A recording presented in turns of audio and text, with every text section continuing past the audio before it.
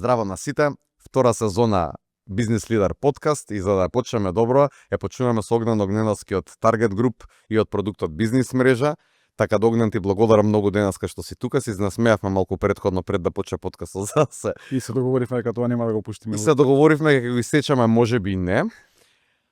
Добра, behind the scenes материјали ќе имаме секако. За благодарам за поканата. Да, за почеток фала ти многу што си тука и она што многу ме интересира е како почна твојата приказна во светов на бизнис, пошто знам дека си серијски предприемач, дека пробуваш нови работи постојано. Како од себе ова излезе продукт како Бизнес мрежа, кој што е доста интересен и специфичен, а на луѓето навистина им дава една друга перспектива кога станува збор за соработка со фирми, како да одберат со кого ќе соработуваат, со кого ќе бидат во партнерство, како се роди идејата и како експоненцијално растеше се до овој момент. Па не знам кај да почнам, кај се роди идејата, бидејќи кога ја почнавме компанијава Target Group 2012, воопшто немавме идеја дека ќе стигнеме до ова нешто што сме сега. И верувам дека гледајќи и слушајќи пријатели со кои што се занимаваат со бизнис, 90% би рекол дека тргаат во нешто што не ни знаат, не се ни свесни кај тргаат и се застануваат после X години 7, 8, 9, 10. Се запрашуваат дали е тоа што било како визија и идеја да стигнат при основањето. И 90% не, бидејќи шифташ од идеја на идеја на почетокот. Сега кај започна мојата предприемачка, да речем, патека, најмногу во одлуката да се занимавам со предприемништво, уште после факултет се запишав на постдипломски предприемништво, така да бев решен дека ќе си идам на предприемништво. А како да завршив да се занимавам со бизнес мрежа и со бројки, додека бев на факултет, имавме некои си предмети кои што бара пресметка на индикатори на анализа подлабока и на факултетот имавме една платформа која што ја користевме, влегувавме во неа за да собереме бројки и информации и тоа е тоа што денеска Бизнес мрежа е во суштина. И кога прашав колеги дали користат таква платформа некоја алатка во Македонија, ова беше уште 2009-2008 година, ми рекоа дека нема таква платформа ниту општо во Македонија, не па на факултети, Ниту во најава. И така малце скржаво си помислив, чеке малце, дај зарем ја би можел вакво нешто да направам во Македонија. Тогаш ми беше патот нереален да го изодам. Немаше ниту алатки некои основни за да видиш компании дали одат во стечај, во ликвидација, некои такви основни информации, не па по подлабоки финансиски анализи. И во 2012 ја основавме Target Group, не како бонитетна агенција, туку како компанија која што собира јавно достапни податоци, ги сублимира на едно место и ги прави достапни за компании. Не имавме идеја што се бонитетни извештаи, што се кредитни анализи и така натаму. Значи само основните работи беа да ги анализирате. Да ги анализираме сите јавно достапни податоци за компаниите. У тоа време дури немаше многу јавно достапни податоци. Немаше Open Finance, што е министер за финанси сега, и управата за јавни приходи немаше достапни податоци. Јавните набавки не беа јавно достапни. Службениот весник беше во многу лошо обработлива форма. Централниот регистар беше прилично затворен. Така да со текот на времето се отвара многу институции кон стопанството со податоци и ние ја свативме логиката гледајќи реално и тоа што се случува надвор од Македонија, Србија, најблиску, Словенија, Германија, Австрија, дека со тие информации се прават сериозни анализи, да знае, например, одредена компанија со кого треба да соработува, со кого не треба да соработува, да направи детална сегментација на пазарот, анализа на дејноста во која што работи. И мислам дека беше 16-та година, 15-та година, го изработивме дури првиот бонитетен извештај, нешто така беше, 2000, може и 14-та, сега не ме фаќа за збор. Значи 2 до 3 години од кога се основавме, да потоа поминаа можеби 7-8 години додека ние го направивме првиот модул бонитет на бизнес мрежа. Така да стварно беше период на созревање на идејата и сега во таа година кога го отворивме модулот бонитет, нели, на бизнес мрежа, да ме прашаш ова е тоа што го мислеше дека ќе стигнеш пред 7 години кога го основаваше бизнисот? Не. И сега не ни знаевме дека воопшто можеме да стигнеме до тоа, туку едноставно жилбата за да создаваш и да креираш нешто со тоа што ти е достапно и поентата е да тргнеш по тој пат извините прекинав, Не, така. да тргнеш по тој пат, а што ќе ти се случува по тој пат, само ти ќе знаеш да го менаџираш и да си ги менаџираш своите очекувања, да растеш у исто време и да созреваш да направиш нешто што Не е ќе биде направено. корисно за сите. Сега прашањето е, тебе те турка драйвот за иновација, го слушаш пазарот или комбинација од две? Добро, на оваа тема дури јас и ти имаме у приватност разговарано често пати. И тука се сложуваме на таа тема, најквалитетен драйв на сам себе да си бидеш конкурент сам на себе. Да не се потпираш на тоа што прави конкуренцијата и што прават останатите компании, туку да имаш мотив секое утро, секоја недела, секој месец, секоја година да постигнуваш нешто повеќе од тоа што си го постигнал претходно, компарирајќи се самиот себе си. Односно, што си постигнал до вчера, денеска да постигнеш нешто повеќе од тоа.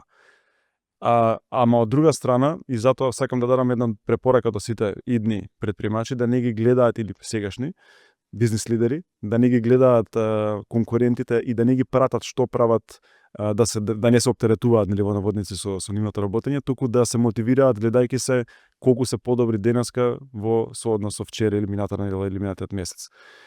Нормално е кога треба да имаат некој бенчмарк за тоа кај се движи индустријата, кај се движат конкурентите, дали се подобри од нив, послаби, да имаат мотивација плюс за да одат напред, но главната инспирација да црпат од самите себе, и ако некој ве копира, тоа значи дека сте лидер. А ако се копираш сам себе, невозможно, мислам, равенката не постои, можеш да копираш конкурент, а ако копираш конкурент, тогаш он е бизнес лидер на пазарот, така да едноставно е, биди креативен и биди иновативен и надминувај ги своите способности кои што си ги имал до вчера, денеска. И сега фоллоуап на ова е колку е погубно да не иновираш и колку е погубно да си заглавен во комфортна зона. Не постоиш. Не постои година, еве ја на пример тоа на почетокот не го знаев. Првите 7-8 години мислевме ај сега ќе го отвориме бизнис, ќе инвестираме во идејава, така ќе биде 2-3 години, па поминаа 2-3 години, свативме дека веќе четвртата уште повеќе инвестираш. Океј, викаме ај уште 2-3 години ќе инвестираме, па ќе заврши конец. Завршува, па ние ќе можеме профити, нели, да влечеме од нашиот труд. Поминаа тие 2-3 години, инвестираш 3-4 пати повеќе од пред 3-4 години. И веќе 13-та година на пазаров, ние секоја година износот во кој што инвестираме е секој поголем и поголем. Да, ама ова не го знаев на почеток дека е така. Сватив после 5-та-6-та година дека во суштина тој што не инвестира секоја година стагнира, а тој што стагнира пропаѓа. Значи на пазар во економијата, на економски пазар ти не е реално нереално да опстанеш без инвестиции, без иновации. Да, ќе постоиш 2-3 години додека некој не те поклопи со неговите инвестиции, со неговата динамика на движење, нели, конкурентот, и ќе ти го земи лидерското место и така натаму. И сега во свет на глобализација, кај што има се поголеми играчи влегуваат на секакви пазари, особено заради тоа големо укрупнување, некоја голема слика и се, како може еден локален бизнис да остане конкурентен и да се бори со глобални играчи? Дали тука повторно иновацијата е клучна и познавањето на самиот пазар? Ова прашање е многу општо и не можам да одговорам за секоја индустрија посебно. Значи сега на пример ако разговараме за текстилна индустрија, врзи се со најквалитетните нели лон системи кои што се шијат за одредени големи не се маркети, продавници. Од друга страна, IT секторот создади нешто што е продукт, не биди агенција, нели, имаме разговарано, не создади вредност позади работата која што имаш, а не работи за некој друг да создаде вредност. Така да се прашањето ти беше што треба да направат нашиве за да бидат поконкурентни. Апсолутно. Апсолутно треба да бидат да разберат дека работат во свет во кој што нема граници повеќе, да ги пред 10-15 години некоја иновација која што ќе излезеше во Америка, во Скандинавија, во Европа, додека дојдеше кај нас, требаше да поминат 3, 5, 7 години, а сега AI излегува во Америка или во Кина или било каде, кај нас доаѓа истата секунда. Значи нема Нема простор да ти чекаш да нештото дојде кај нас за да го имплементираш, туку можеш веднаш да го имплементираш и таа алатка да ја користиш за дополнување иновација сопствена за некој твој продукт да имплементираш за да бидеш поконкурентен надвор. Пошто ме Петар кај начин Да. на AI, а си дигитален продукт со бизнис мрежа, што правиме на таа тема? Што правиме се? Не можам да откриам точно што правиме, Без али детали. можам да најавам дека бизнис мрежа прерасна во еден сериозен интелигентна платформа. Што значи интелигентна? Дека ќе се воведе технологија AI во соработка со најпознативе платформи, една од нив е ChatGPT, кој што интеграција правиме со нив, Да, со OpenAI. со OpenAI, каде што вака се за да биде многу, не знам кој ќе не гледа и како ќе не гледа, во суштина што е технологијата, што се податоците. Сакам една споредба да дадам. Податокот нека биде нафтата, а технологијата нека биде енџинот. Значи не може да се моторот. Не може да се движи моторот без податоци. И затоа има настанато пред се вештачката интелигенција за полесна обработка и брза обработка на податоци. Ние во суштина моментално ги имаме податоците, односно имаме нафтата, сурова да речеме, во необработена форма. Во обработена ние викаме, но во обработена до пред 3 години. Во наше време обработена. Сега обработката е на next level со AI и може да се варат за клучоци кои што еден мозок и 10 мозоци не може да го направат, а ова го прави за 3 до 5 секунди. Така да спојот на технологијата со суровата нафта излегува деривати. 100-октански бензин излегува нафта, излегува други деривати од типот на гуми се произведуваат од нафта и слично. Така да што све може да се произведе со помош на AI зависи од тоа колку си креативен и колку си инспиративен да произведеш од податоците. Од податоците можеш да произведеш гуми, можеш да произведеш брзо движечка економија, која што ќе биде сигурна и ќе има да може да патува и во зимски и во летни услови. Алатки кои што ќе предвидуваат, се правам компарација, предиктори. Алатки, да, кои што ќе прават предикција на одредени индустрии, дејности, каде да инвестираат одредени луѓе, каде да има државата повеќе поддршка да дава на одредени економии. Еве баш и на самата конференција ќе презентираме некои информации кои што до сега на пример во јавноста не биле чуени, а со помош на AI ние имаме брза диагностика на цела економија согласно сите индустрии кои што влагаат во таа економија. И сега е интересно фоллоуап прашање, дали тоа значи дека иднината ќе биде кај оние фирми некои што само знаат да интегрираат во рамките на нивните продукти, туку што и се многу осврнати на обработка и синтетизирање на високо квалитетни податоци и точни. Прво да предуслов е да имаш податоци и второ да имаш точни податоци, за да можеш да извадиш одредена предиктивна анализа, да биде таа предиктивна анализа точна. Ај се една компарација на твоја, мислам да се вратиме едно 25 години назад, кога видели .com индустрија, револуцијата, имаше бум, сите правеа сајтови и сите мислеа дека дали ја ако направам сајт, ќе направам пари. Ќе направам $1 милион. Апсолутно не. Али сега истото, дали ја ако имплементирам AI, ќе направам $1 милион, пример. Не, ако паметно имплементираш AI. Види, сите ќе имплементираат, се слагам. Да. Сега не, и тогаш не отвориле сите веднаш вебсайт. Дури имаш компании кои што од 2025 немаат вебсайт. Значи, они ја касна таа револуција 2 декади, 2,5 декади. Не имплементацијата на новата технологија според мене само ти дава можност да бидеш во тек со индустријата. Значи да бидеш лидер, да бидеш помеѓу оние кои што имаат потенцијал да бидат први, втори, трети во државата, во континентот и така натаму. Ама ако не имплементираш, ти немаш ни предуслови да се бориш со било кого. Да се бориш, да се конкурираш. Колку бара сега кога сме кај AI, бидејќи сите користиме генерално, колку бара убава писменост да се знае како правилно се користи и проверка на податоци. Ја не сум експерт за AI, јас сум експерт за податоци. Она што правилното користење на технологиите не можам да кажам, мислам не сум во таа сфера да кажам кои технологии зашто, но можам да кажам дека со помош на таа технологија сите кои што имаат податоци, а имаме податоци сите компании, барем сите имаме CRM системи кои што имаме секојдневно следење на клиенти, секојдневно продажба преку тој CRM систем и така натаму. Голем број на компании зависат од податоците кои што ги земаат од нивното работење и така да со имплементација па сега на вештачката интелигенција во нивните системи ќе можат многу полесно да дават предикција во секое можно поле, па дури и во HR, на пример, колку луѓе често се одат на боледување или се разболуваат, кои се причините, зашто се тие причини, што луѓе одмор земаат. Одмор земаат, така. Зошто во Македонија 2 пати се зема одмор во лето? Многу попаметни заклучоци ќе се дадат со помош на таа технологија.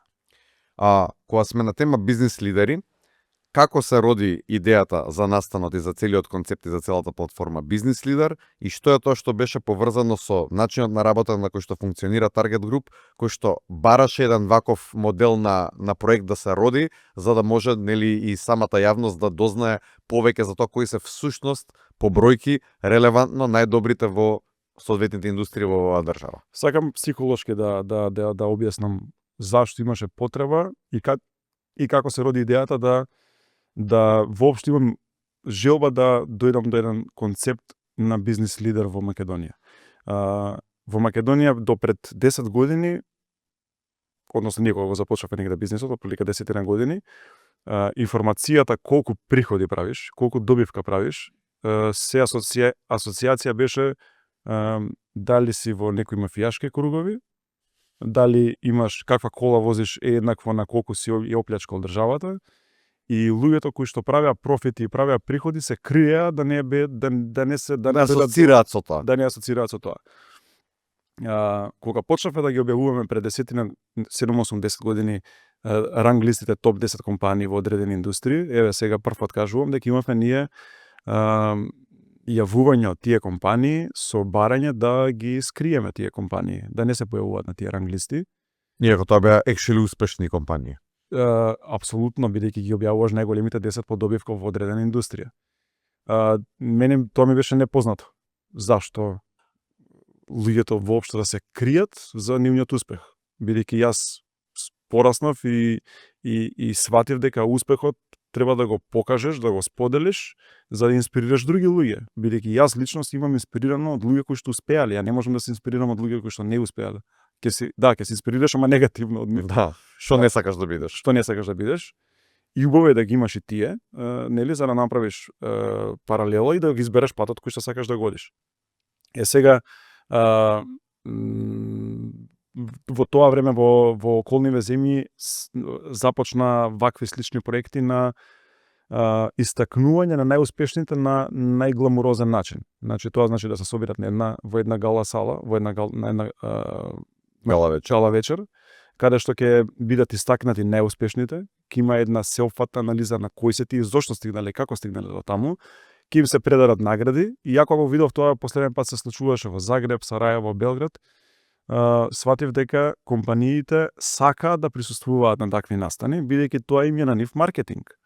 Што значи сега маркетинг? Еве ти си во таа сфера, можеш најдобро да ми кажеш дали е паметно некој да се истакне на една ваква гала вечера дека е најуспешниот во индустријата, е бизнис лидер во индустријата. Тој сам по себе има преголема одговорност. Прво има одговорност да сподели како стигнал до таму, заради тоа што дури и според нови како се викаат новите генерации кои што доаѓаат сакаат да слушаат успешни приказни, бидејќи едноставно не знаат како стигнале некој до успехот и они се плашат дека не можат да успеат. Кога ќе сватат дека успехот е некој кој што е последица на макотрпна работа со години и фокус и концентрација и жртвување и учење и иновации, едноставно ќе го знаат патот. Така да компании пред 6 години ми се роди таа идеја, 7 години, тоа што ме праша кога. Ова ми беше мотивот да им дадеш платформа на компаниите да се истакнат, да се пофалат условно кажано на нашки, на уличен нели јазик, но од друга страна да ги истакнат своите најголеми вредности кои што ги имаат. И сега да навлезам во тоа дека ја 5 години се трудев наредна година и никако не успев да го реализирам тој проект кај нас, бидејќи бараше од мене сериозен дефокус од мојот фокус на податоци кои што го работам. Во таа година, да речам, сватив дека треба да најдам партнер можеби за реализација на тој проект. И така се сретнавме јас и ти во Загреб на во Wall Street на конференцијата која што беше.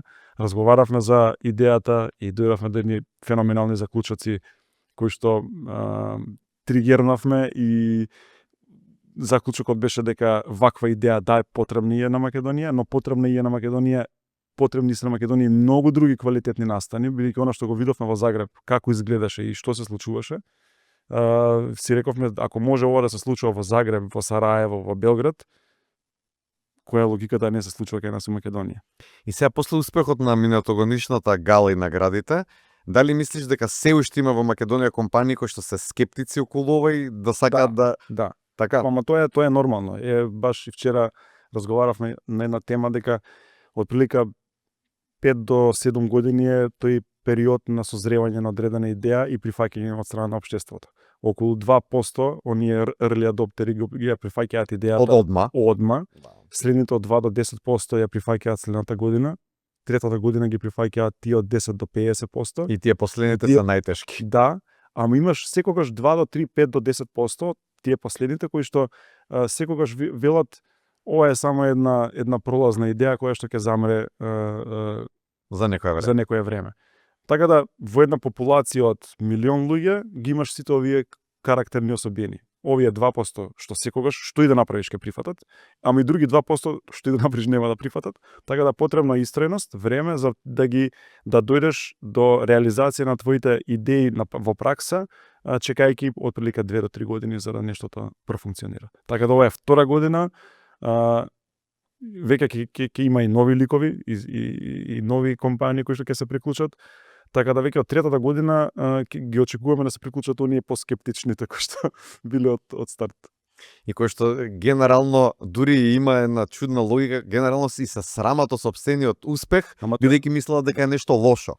Види, јас се срамам понекогаш, мене да ме праша некој на улица или на во разговор, сите сме различни карактери. Јас по дефолт сум човек кој што не сака да се фали со тоа кое што го постигнал, бидејќи некако се срамам од тоа. Тоа е чудна филозофија, психологија. Некој да ме пофали, ми е дури поуште потешко. Побаво јас да кажам што сум направил, ама и кога го кажувам тоа малку по резервирано. А кога ќе слушам дека па сега некој друг зборува за мене, ја као да почнам да се кријам. И се тоа е погрешно. Тоа е погрешна психологија, бидејќи тоа е синдром на натрапник. Така е. Што е многу нормално, пошто има една анализа која што вика дека здравите луѓе го имаат тој синдром на натрапник, останатите кои што го немаат најчесто идат кон нарцисоидност, кон малку психопатија и така натаму. Сакаш да живееш психологија. Па може да влеземе, да, ама мислам дека ќе не одследат пола од луѓето кога им отвориме очи зашто се зборува. Мама, шала на страна. Психологијата е сегде вклучена. Апсолутно. Значи еден предприемач мора да се носи со милион предизвици, а за да се носи мора да има моки во глава. Што вака ми ги предухитруваш прашањата. Следното прашање баш ми беше на тема лидерство. Што значи да си лидер во денешно време? Значи, прво еве од психолошка гледна точка, како е да водиш компанија, да ги водиш сите тие луѓе кои што без разлика на колку се на број, сите имаат стравови, сите имаат одредени несигурности, сите имаат отпор кон промена, особено ти како предприемач, пошто промената те движи напред цело време. Како ги менаџираш сите тие работи и истовремено се справуваш со сопствените стравови како лидер на компанијата, кој што ако ништо друго барем на први треба да исплати плата за сите. Да. Види се, ова е толку мејнстрим тема. Сите зборуваат за лидерство, за успех, за како би сакал да го поедноставам и да речам дека за да бидеш лидер не треба да те следат, не треба да бидеш следбеник, не треба да бидеш прв во групата, напротив треба да бидеш последен, да им покажуваш на сите каде е визијата и да им помагаш од позади со поддршка да одат напред. Не треба да бидеш човекот позади секоја идеја и позади секоја визија, односно позади секоја реализација, бидејќи да, можеш да визуализираш нешто и да предвидиш нешто, но за реализација потребно е тим кој што ќе ја разбере таа визија, која што ќе застане позади тој лидер, за да може да биде мотивиран да ги остварува сите идеи и цели. Ако ти си успел да мотивираш 10, 20, 30, 50, 100 и 1000 луѓе да работат на остварување на таа твоја визија, ти си лидер. Сега, дали си лидер во бизнисот, треба да направиме еден бенчмарк да видиме каде се другите лидери, бидејќи имаме група на лидери, и не значи дека ти постои еден лидер или постојат двајца лидери, постојат многу лидери во одредена индустрија, а тоа се сите оние кои што успеваат да постигнат позитивни резултати. Да остварат добивки, нели? Да растат со приходи, да растат со број на вработени, тоа значи дека допринесуваат и во економијата и секако е сега како да бидеш лидер, од друга страна треба да работиш на себе секој ден. Да имаш одскокнувања напред драстични, да речам, кога ќе се навратиш назад кај си бил пред 2-3 години, сериозно да го сватиш растот и да го согледаш растот каде бил, ама за да го имаш тој раст ти треба да се само критикуваш за одредени твои одлуки, за одредени твои акции, реакции на разни настани и да сватиш дека за да успееш потребно е да сгрешиш. Не знам, можеби 3, 5, 10 пати па да успееш. Секоја успешна одлука се крие позади безброј неуспешни денови, непроспиени ноќи, проблеми дома, проблеми на работа, проблеми секаде. Едноставно разговорот кој што го вика не го носи од работа дома, нели не ја носи енергијата од работа дома, еве нека ми каже кој е тој кој што успешно не ја донела енергијата од работа дома. Освен ако не се договорат дома дека треба 2 сати да одмори од работа. Затворен под клуч во друга соба. Да, бидејќи едноставно механизам е, да, ти ќе успееш да не ја носиш, но после години. Значи ти од старт не можеш, не е тоа клуч, ти сите твои проблеми и предизвици кои што си ги имал на работа за да дојдеш дома за да ја собереш сега другата позитивна енергија од домот, не можеш да се прешалташ туку така. Потребно е време на учење, нели? 3, 5, 7 години, секој различно. Сега оно што е клучно тука е колку ние всушност во Македонија иновираме, а колку само работиме трговија. Сега тие бројките кажува дека ние работиме трговија. Сега доаѓаме во најинтересниот дел од овој подкаст. Колку трговијата кај нас расте од година за година и какви профити прави? За тоа ќе ми треба компјутеров. На Бизнес Лидер 17 септември сега што ќе биде конференцијата, ќе направиме една сеопфатна макроекономска анализа на цела економија. Меѓу другото ќе ги рангираме и ќе ги согледаме сите дејности во Македонија согласно нивните приходи остварени севкупни на макроекономско ниво, нивната добивка, бројот на вработени, ќе заклучиме кои се тие индустрии кои што најбрзо растат, кои се тие индустрии кои што најспоро односно стагнираат и кои се оние кои што Во пат се, да. Се во пат и тоа по 20, 30, 40, 50%. Дефинитивно кај нас пред мене сега можам да ги издвојам за да не ги кажувам сите, ги повикувам сите оние кои што ќе бидат имаат интерес да ја слушнат оваа анализа да дојдат на конференцијата Бизнес Лидер 2025. Ќе издвојам 3 индустрии кои што најмногу имале пад во последниве 3 години, значи од 2022 со 2024. Искрено јас изненадив, бидејќи ова се сериозно големи индустрии. Производство на метали има 36% пад на вкупните приходи на ниво на индустрија од 2024 во однос до 2022. Тоа е сериозна бројка. Производство на кожа и слични производи од други материјали, ова се текстилци и слично. Важевме за една држава која што е движечка сила благодарение на оваа индустрија, има пад од 39%, скоро 40%. Ова верувам ако се врати шептен наназад, падот е огромен. Да, ако направиме споредба со 5-6 години, да. Овие паднале од 2,2 милијарди денари обрт на 1,3 милијарди. Тоа е сериозно. Ова се не навлегуваме зошто и така натаму, но ова се макроекономски податоци кои што и сами по себе ја кажуваат големата слика во државава. производство на текстил, бидејќи ова е па сега друга дејност, ама е општо во таа група на дејности, исто има паднато 26%, од 15 милиарди денари вкупен обрт на сите компании во 2022, паднале на 11 милиарди денари вкупен обрт во 2024. Од друга страна, имаме компании кои што па сериозно имаат раст, односно не компании, индустрии во Македонија. Една од водечките финансиски услужни дејности, освен осигурување и пензиските фондови, они пораснале од 10 на 16 милиарди денари вкупен обрт и тоа е негде околу 60% раст на цела индустрија. Производство на кокс и рафинирани нафтени производи од 280 милиони денари на 437 милиони денари. И она што е интересно, туристичките агенции пораснале 44%, од скоро 10 на скоро 14 милиарди денари. Ова е Што многу стварат, интересна работа, бидејќи во времето на корона многу луѓе се навикнаа да си користат Booking, Airbnb и нели контраинтуитивно е дека туристичките агенции креваат во профит и во приходи. Мене ова ми дава само ај саку да ги развијаме кои се конкурентите таму. Booking, Airbnb, така? Да. Hotels.com. Така и Такви некои платформи. локални кои што ние имаме во Македонија, локални помали сајтови, ако сакаш да отидеш некаде и слично. И веројатно новава генерација, па и ние, им е поинтересно да одат на некои атрактивни или актуелни места кои што се невидливи за Booking. До некаде, бидејќи Booking ги покрива хотелите и слично, но Немаш транспорт, немаш излети факултативни, немаш нешто спакувано како пакет.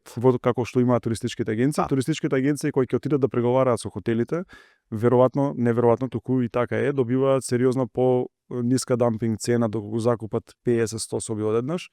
Па и чартер летовите. И чартер летовите се вклучени, вака ќе треба сам да се оптеретуваш со тоа да купиш авионски билет, па нема авионски билети за одредени дестинации, има само чартер кои што се закупени од туристичките агенции, така да убаво е ова да се слушне, бидејќи сите очекувавме со појавувањето на Booking, Airbnb дека за 10-20 години ќе ги снема туристичките агенции. Напротив, човекот се докажа дека секогаш бара додадена вредност.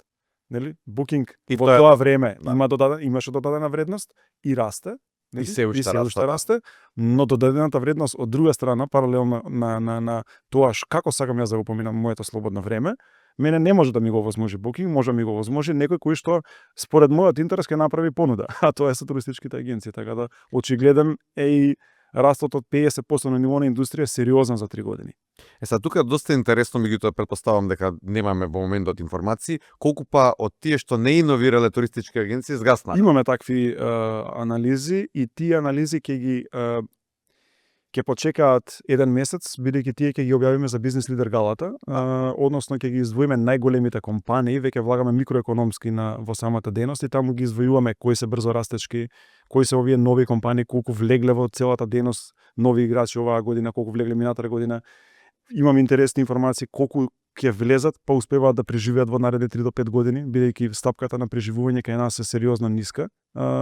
И сакаме да ги анализираме во која дејност ако влезеш како нов играч, имаш најголема шанса да преживееш во наредни 5 години.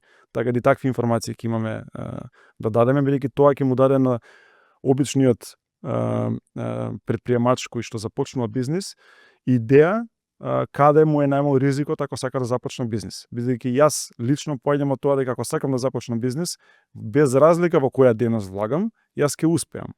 Ајде сега да видиме во која дејност имам најголеми шанси да успеам. Бидејќи ниту сум сакал, ниту сум имал визија и желба да го работам ова пред 13 години, ама сум решил да успеам и сум успеал. Верувам дека и ти исто, и 99% статистички исто луѓе успеваат и општо предприемачите не се родени предприемачи за да зграбат да работат во одредена една дејност. Значи без разлика кај да ги пуштиш, они ќе се снајдат, бидејќи правилото на предприемништвото е тоа.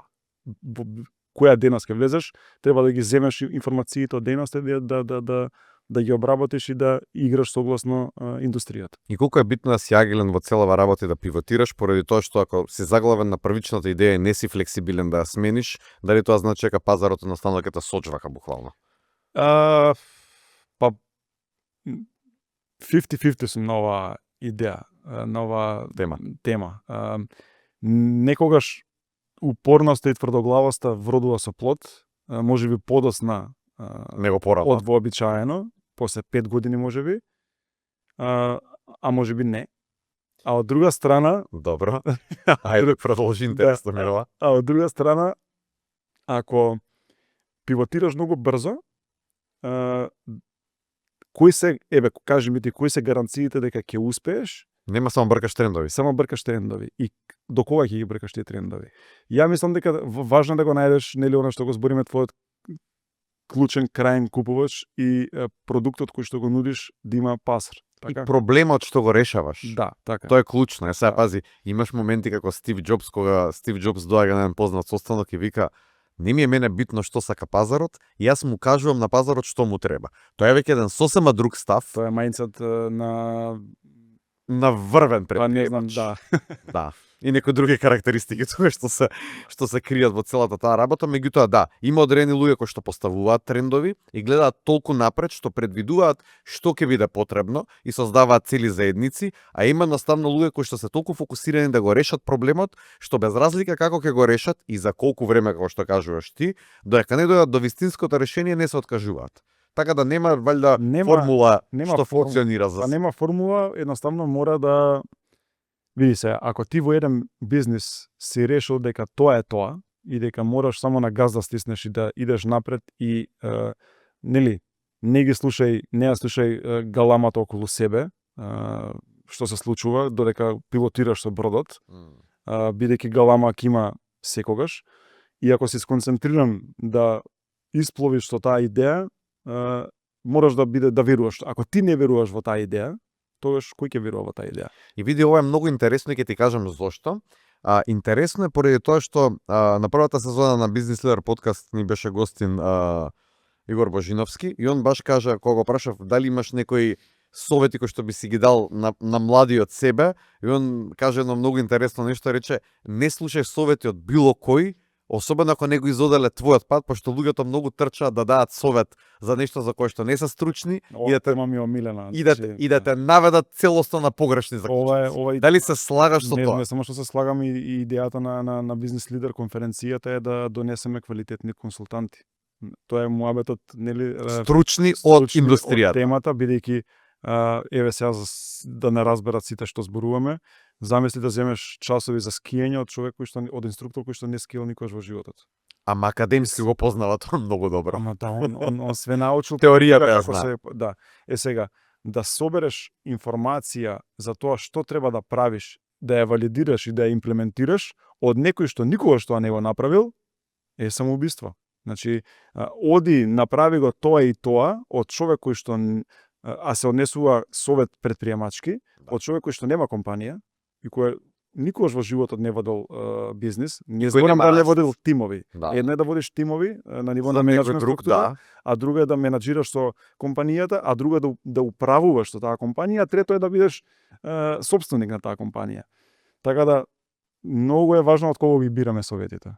И јас се сложувам 100% дека клучно за носењето на паметни деловни одлуки во бизнисот, а и општо во животот, е да ги собираме информациите паметно од сите, да ги структурираме ние самите, да ги валидираме според тоа кој ни ги кажува, според неговата тежина, дали може тоа да го каже или не може. Мислам, дали вреди тоа што го кажува или не, бидејќи секој може да се дрзне да каже се.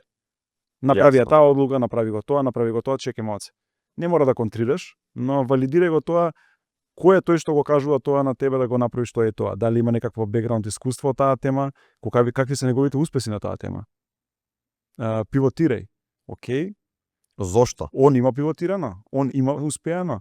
Па макар и да има успеано, не значи дека ти ги успееш со пивотирањето. Значи, на крајот од лугата ја носиш ти, и на крајот на денот дали ќе успееш или не, заслугата и ајде поразот да го речем, ако не успееш е твој.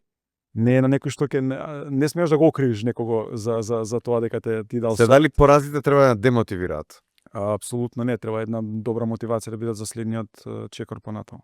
Мислам, многу ми се веќе овие теми, како да кажам, знам дека презборени, знам дека се зборувани, меѓутоа идејата ми е колку луѓето не треба да го сватат ова трагично. Еве, ајде да тргнеме од твои лични искуства. Дали Па растот на јас- бизнис мрежа беше Па не, експоненцијален најгоре? ако се вратам и пред бизнес мрежа, имам фирма во ликвидација однесена. Имав идеја уште во Словенија, после факултет се врати во Македонија. Во 2010 година основа фирма Профактор за наплата на побарување. За 8 месеци јас се вратив во Словенија да упишам магистратура, а го ликвидирав овој бизнес. Ја влегов во депресија. Значи, ја имав период на 3-4 месеци каде што не знаев што со себе. Неуспешен си, зашто ова, зашто она. Едноставно, убаво е да го осетиш тоа, да паднеш во таа дупка на неуспех, ја тогаш ја нареков, така? Бидејќи во тој момент мислиш дека цел свет се срушил врз тебе. Сега поентата е да излезеш, да ги сватиш поентите кои се од неуспех, Да ги научиш да ги лекциите. научиш лекциите и да не ги повториш втор пат. И сега Сега, а ако некој ги повтори втор пат, вика дека 99,99% се шансите ги повтори трет пат. Значи не ги повторува втор пат грешките. Ако еднаш си ја направил, си направил Научи грешка, лекција. научи лекцијата, да не направиш втор пат, бидејќи ако направиш втор пат, тоа е веќе навика и движење од кое што нема излагање. И сега да направиме паралелата на првата фирма што имаш основана и првата идеја. Дали таа идеја би била ефективна денес? Еве сега тоа е уште прашање. Знаеш како, сум ја размислил таа работа и Може било пред времето за овој пазар. се уште не. Се уште не е за овој пазар. Се уште не. Па за овој и за регионално се уште не. Што е проблемот? Мајнсетот е проблем? Па не, најмногу е проблемот, па добро, са мајнсетот доаѓа од регулативи, од услови на пазарот. Во Македонија нема и во регионов нема толку мокна фискална политика во стопанството. Значи, државата има механизми за прибирање на данокот и ако не платиш данок, се знаеш што ти следува. А ако ти не платиш фактура на некој, не се знаеш, Нема реперкусија. не се знаеш што ти следува. Ти можеш да го чекаш и до 2 години. Има еден закон, по третата година се бришат побарувањата, а ти можеш да се судиш, нели, да се тужиш до тогаш. Нема некои стегнати услови на пазарот за наплата на побарување.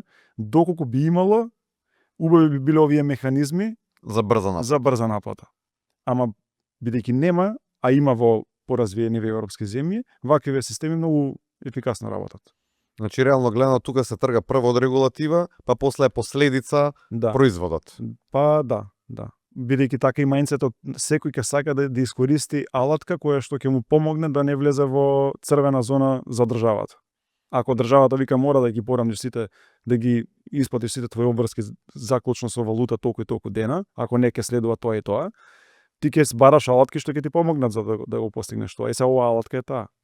Сега како последица на тоа излегува бизнис мрежа која што ти дава индикатор кој ќе провериш за тоа со Да. кого сакаш да соработуваш, дали тој партнер твој е во црвена зона, која му е бонитетната оценка, Да. по кој основ ги правите тие параметри? Многу параметри. Еден од клучните параметри е блокадата на сметка. Значи, дали е компанијата со блокирана банкарска сметка или не е. Второ е дали е во која индустрија спаѓа, значи бенчмарк во однос на индустријата. И трето се нормално најголем процент финансиското работење, крвната слика на самата компанија. Билансот на успех, на состојба и готовинските текови и негде околу 30 индикатори кои што се пресметуваат од бонитетната оцена.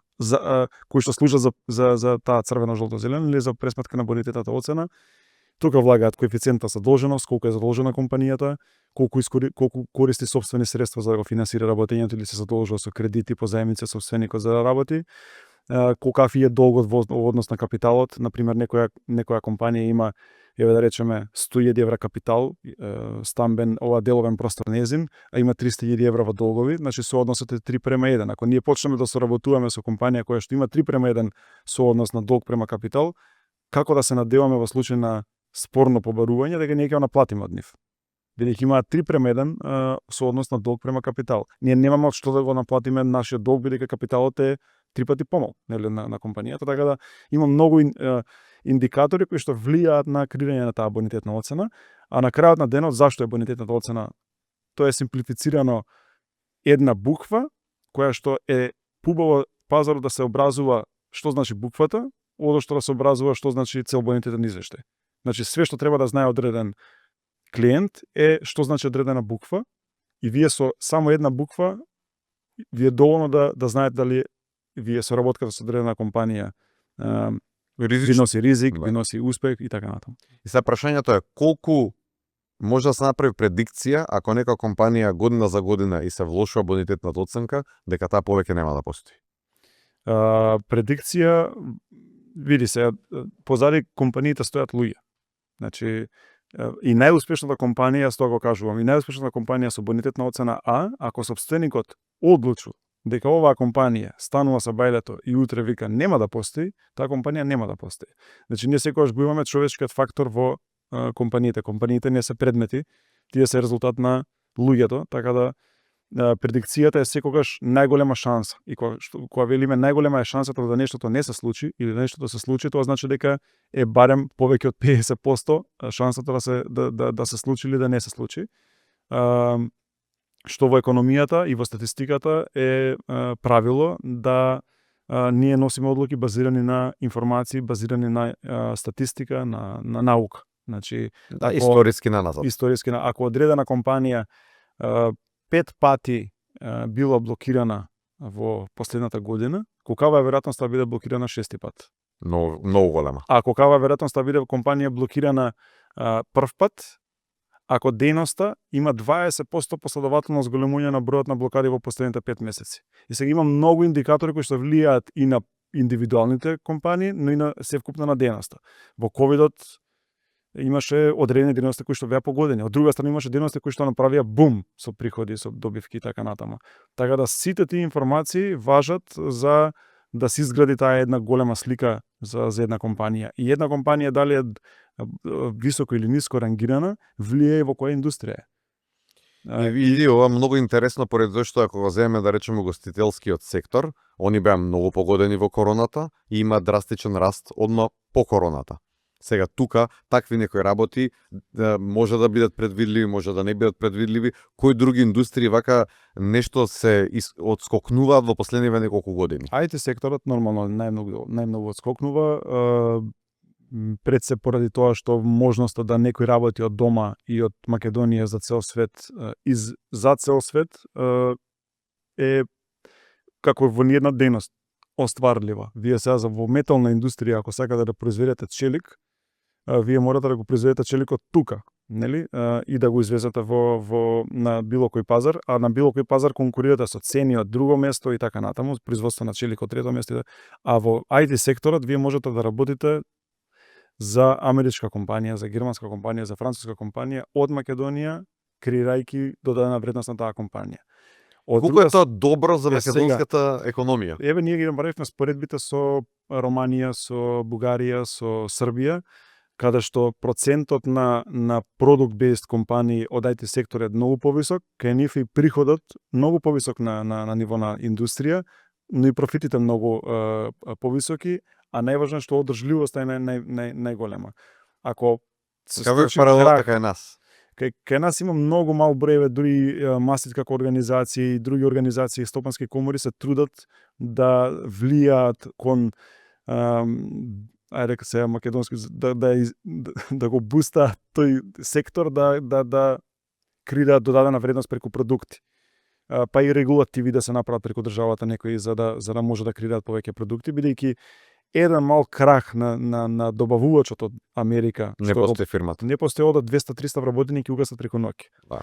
А од друга страна продуктот е многу по предиктивен, односно по можете да направите предикција на ниво на економија, поотпорен на шокови, можеби на краток рок помали резултати ќе даде, и не можеби него 100% помали резултати ќе даде, но на долг рок е многу поотпорен на шокови, ама е повисоко да речам стрела кон успех на профит и слично. И дали според тебе имаме некоја НЗС во аверзија кон ризик како држава, бидејќи се повеќе луѓе работат трговија, се повеќе луѓе работат аутсорс, каде што ризиците се генерално, освен ова што кажуваш што зависиш од еден добавувач, се генерално пониски, меѓутоа пониски се и обртите, пониски се и профитите. Дали ќе работат повеќе, не ти го разбрав. Дали како држава имаме аверзија кон ризик со тоа што се повеќе влегуваме во безбедни индустрии? каде што нешто продаваш, препродаваш, на некој начин меѓутоа не иновираш и Види, не мене креираш. ме чуди тоа што некои психолошки анализи на таа Z генерација, нова генерација имаат отпорност на предприемништво. Мене ми е тоа доста негативно за тоа што следува. А од друга страна, со новите технологии, AI и слично, ние можеме да имаме човек фирма и да имаме сериозни големи приходи, профити и така натаму. Баш расходите се многу мали. Да. Така да не очекува интересна иднина во која насока ќе се движи целово предприемништво кај нас, а зошто некој се одлучува на трговија, најискрено Вотко ќе ти кажам заради писменоста. Не треба да си нешто посебно писмен за да почнеш трговија, тоа се учи на улица. Не ти треба факултет, не ти треба ни средно. Буквално можеш и од основно да почнеш да се занимаваш со трговија, треба да купиш нешто за поевтино да го продадеш за поскапо. Измеѓу е додадената вредност, дали ќе успееш тоа што ќе го купиш поевтино да го обработиш, да му дадеш нешто интересно, за да го продадеш пута 5. Веќе тука влагаш во предприемачки води, ама за тоа да го направиш тебе ти треба ноу-хау, ти треба знаење, ти треба систематизација, тим и така натаму. А за тоа да го направиш ти треба едноставно школа, нели ти треба. Како е тоа врзано со образованието кое што ги имаме? На што не учи нашето образование? Па ние Дали има практични вештини? Во последно не сме ни влезени ни топ 1000 универзитети на ниво на свет или Европа, на ниво на свет. Така да се надеваме дека општо образованието треба да се крене за да едуцираме нови кадри за тоа што треба да ни носат економијава напред. И затоа успеваат и приватни универзитети многу да се дигнат во едно неконкурентно државно општество. Имаме премногу тоа и јас го потенцирам постојано, ниту една компанија нема да успее да преживее толку години ако има негативен биланс како што успеваат државниве наши компании. Например, кај нас имате 20 години компании што се во државна собственост, имаат загуба 20 години поред и они постојат. Ја не ја разбирам логиката, стварно. Мислам, економската логика тука нема. Океј, може би има некој национален интерес од една компанија да биде во државна собственост, ама ако не успевате вие да генерирате профит, а тоа е успехот на една компанија, тогаш дадете на приватниот сектор, од приватниот сектор ќе ја превземат и ќе успеат на некој начин да јавно приватни партнерства или јавно приватни партнерства. Така да многу е глобален општ проблемов, но кај нас НЗС на све ова што ме праша, мислам дека би било образованието. Би било знаењето на индивидуалното знаење, но и колективното знаење и колективната свест. Еве кога сме кај финансиска писменост, што прават компаниите кога прават профит, што прават сопствениците кога прават профит, колку они диверзифицираат портфолио и влегуваат во нови предприемнички авантури или колку едноставно само вложуваат во недвижности? Па веројатно многу вложуваат во недвижности, бидејќи сведоци сме и јас и тие сите околу нас на тоа што ни се случува, али ја тука би кажал еден интересен индикатор кој што го проверив пред некој ден и се изненадив дека постои, а тоа е, например, имаш 4 нивоа на ликвидност. Нели, ниска ликвидност, средна ликвидност, висока ликвидност и многу висока ликвидност. Ние многу висока ликвидност имаме ли? Ќе се изненадиш колку компании во Македонија имаат многу висока ликвидност. Што значи тоа? Тоа е дури негативно може да се свати. Ти имаш профит, а не знаеш што со него. И се трупа. И тоа е поразително за една економија. Ти да не ги даваш парите во оптек, па макар и во недвижен имот, макар и било каде, е нешто што ти дава слика дека ти не знаеш што со парите. Ти си, нели, влегол во некој концепт, во некоја дејност, во некој бизнис каде што ти успеало да направиш пари и на крај ти со парите не генерираш понатаму додадена вредност, нови, не инвестираш во сопствениот бизнис и слично, туку ти седат така. И тоа се случува кај многу голем број на компании. Особено тоа дека инфлацијата расте од година во година. Да, апсолутно. Пошто ме праши за финансиска писменост, сериозно е ниска на ниво на економија прениска, на ниво на предприемачи е сериозно ниска, бидејќи не секој предприемач разбира финансиска писменост.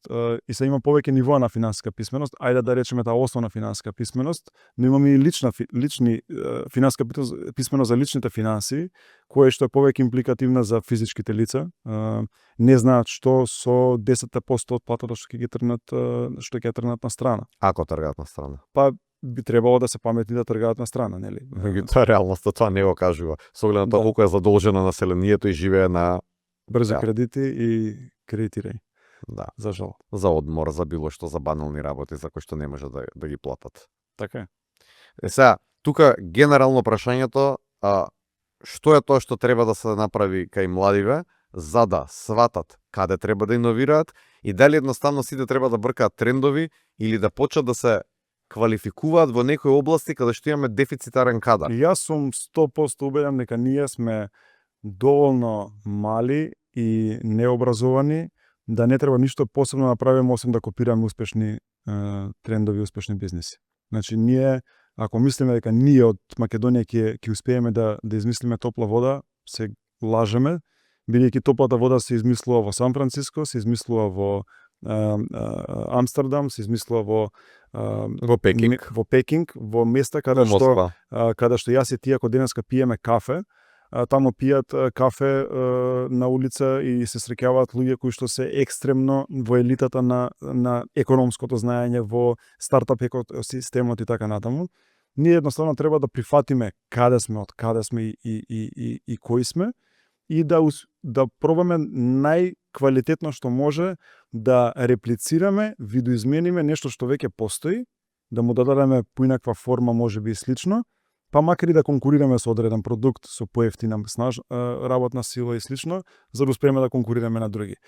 А ако некој си мисли дека од овде ќе биде иноватор до степен да го освои светот од Македонија, ја не ќе да го обесхрабрам, но сакам да му кажам дека шансите му се многу мали, многу ниски.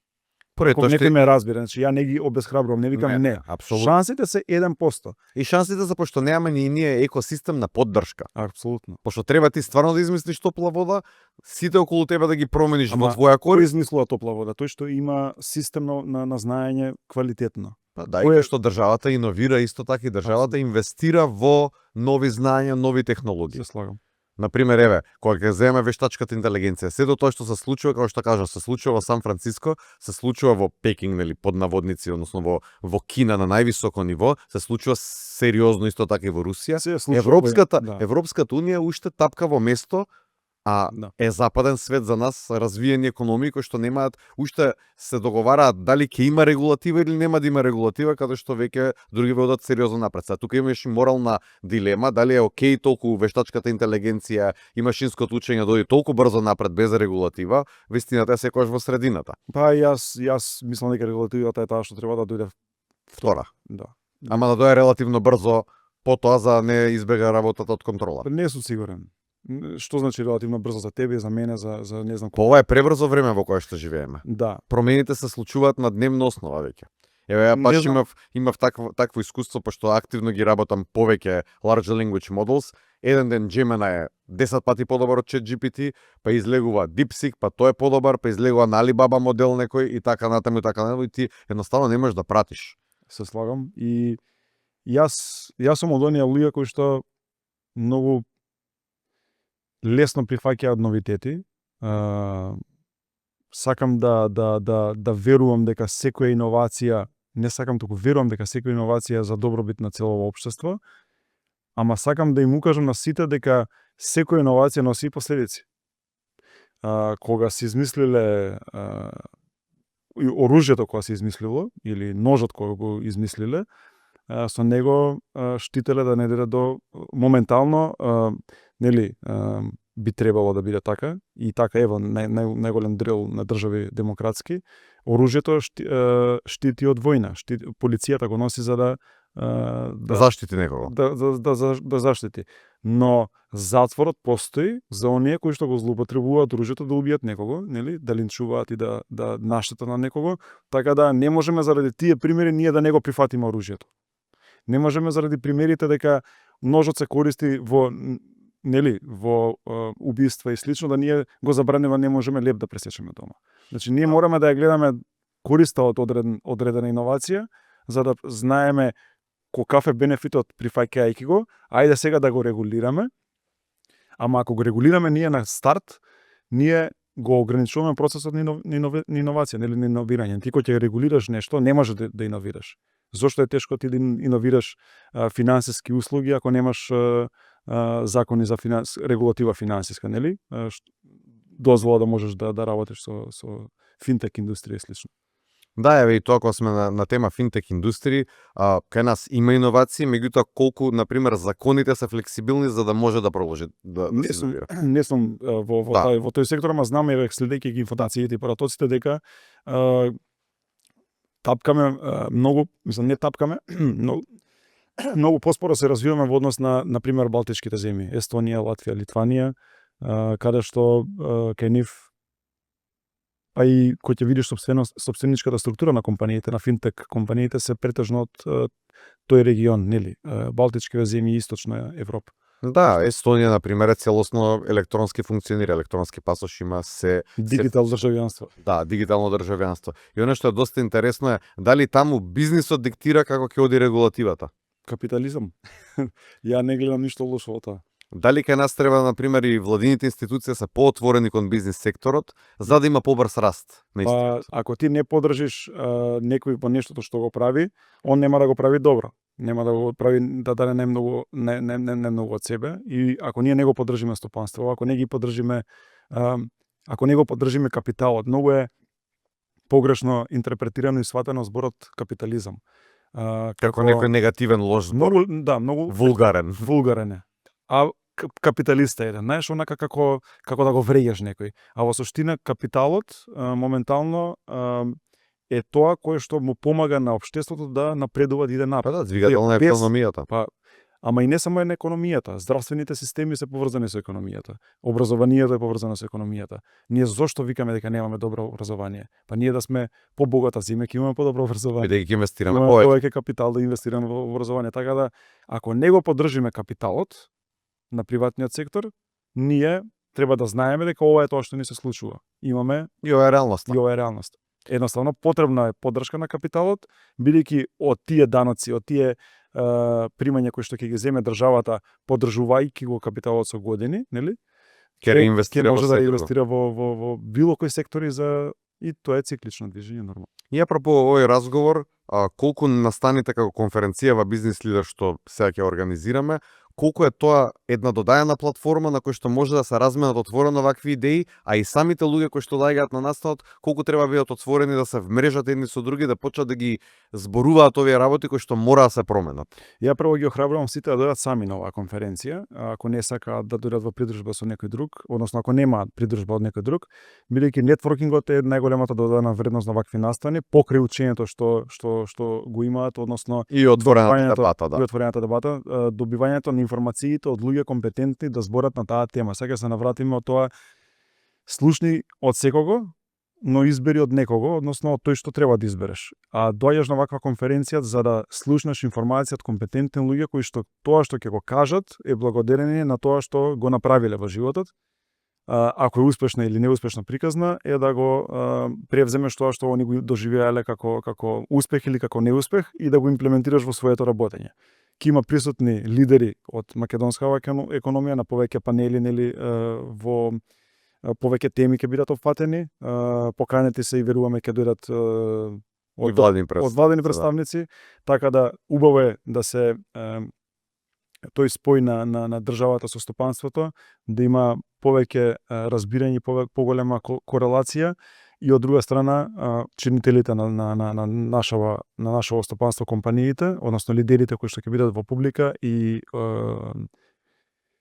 луѓето кои што ќе сакаат да го посетат, бидејќи отворен настан, секој може да купи карти да дојде на бизнис лидер конференцијата, да допринесат во крилење на поздрава и поуспешна економија општо во нашава држава. И за крај, пошто спомнавме оној момент дека ние навистина сме мали како држава и навистина треба да копираме успешни приказни за да можеме лесно да ги реплицираме и слично, колку па малите и средни компании може да успеат лесно ако не соработуваат меѓу себе? И дали е тоа воопшто возможно? Колку треба да повикуваме ние на соработка, на вмрежување на едни компании со други на стратешки партнерства ниво? Мене не ми е реално да замислам како некој успева сам. Статистички е невозможно. Значи, колку е поголема мрежата, толку е поголема шансата за успех. Тоа е како да имате Facebook платформа и да сте сам на платформата. Која е веројатноста да платформата успее? Колку имаме повеќе чинители, юзери на една платформа и колку повеќе интеракции има помеѓу нив самите, толку е поуспешна платформата. Значи и самите чинители на платформата. Така да ако имаме платформа, а тоа ни е државава, со она што ни го нуди како алатки, ние треба да се групираме според нашите интереси. Бизнес лидер е една ја би го нарекол како тул во економијата, како алатка да ти со помош на бизнес лидер прво дојдеш до знаење, второ добиеш нетворкинг и се вмрежиш со најуспешните во Македонија. Тоа само по себе е бесценето, бидејќи често пати сме разговарале на оваа тема. Која е предноста да добиеш информација од прва рака на кафе разговор на општа тема од некој кој што изорил 20 години бизнес лидер во Македонија? Значи, бизнес лидер во Македонија, мислам дека е едно од најтешките патеки кои што треба некој да ги изоди, и ако ја споредам со лидерството во одредени други држави, би рекол дека може би 2 до 3 пати потешко е да успееш во држава како Македонија. Ресите препреки. Да. И недостатоци. Апсолутно. И да испливаш на површина и да се пофалиш дека си успел во сооднос со друга држава. Да, конкуренцијата е многу повисока на другите места, но конкуренцијата е таа што не треба да те плаши за да успееш.